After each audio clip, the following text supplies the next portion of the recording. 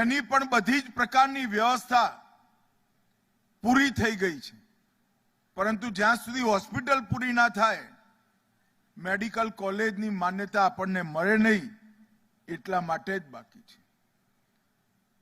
મિત્રો, માણસાનો વેપાર વધારવો હોય, માણસાની અંદર અવર જવર વધારવી હોય તો રોડ રસ્તા સારા થવા જોઈએ. 110 કરોડના ખર્ચે માણસાથી કલોલ 4 લેન હાઈવે આપણે પૂરો કરી નાખ્યો.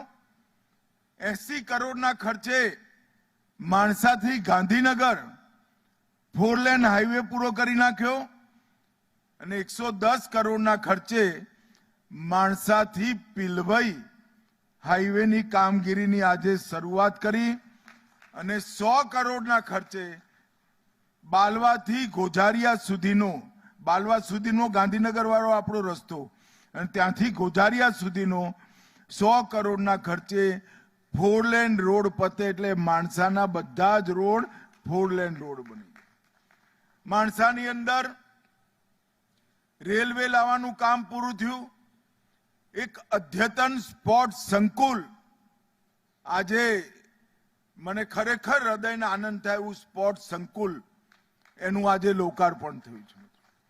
હું ભૂમિપૂજન કરવા આવ્યો ત્યારે હર્ષભાઈને કહ્યું હતું કે ભાઈ કાળજી લઈને સ્પોર્ટ્સ સંકુલ બનાવજો, મારા ગામનું સ્પોર્ટ્સ સંકુલ છે. અને આજે હું ખરેખર ગુજરાત સરકારને હૃદયપૂર્વક ધન્યવાદ આપવા માંગુ છું કે અદ્યતનમાં અદ્યતન સ્પોર્ટ્સ સંકુલ આજે અહીંયા બનાવવામાં આવ્યું છે. મિત્રો, અને આજે મેં કલેક્ટર શ્રીને સૂચના આપી છે, એક આધુનિક જિમ્નેશિયમ અહીંયા બનાવ્યું છે.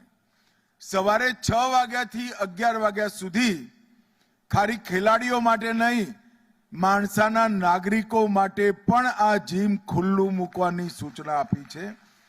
નજીવા દર ટોકન ફી લઈ માણસાના બધા જુવાનિયાઓ, બધા નાગરિકો પોતાનું સ્વાસ્થ્ય સારું રાખી શકે એવી વ્યવસ્થા કરી છે.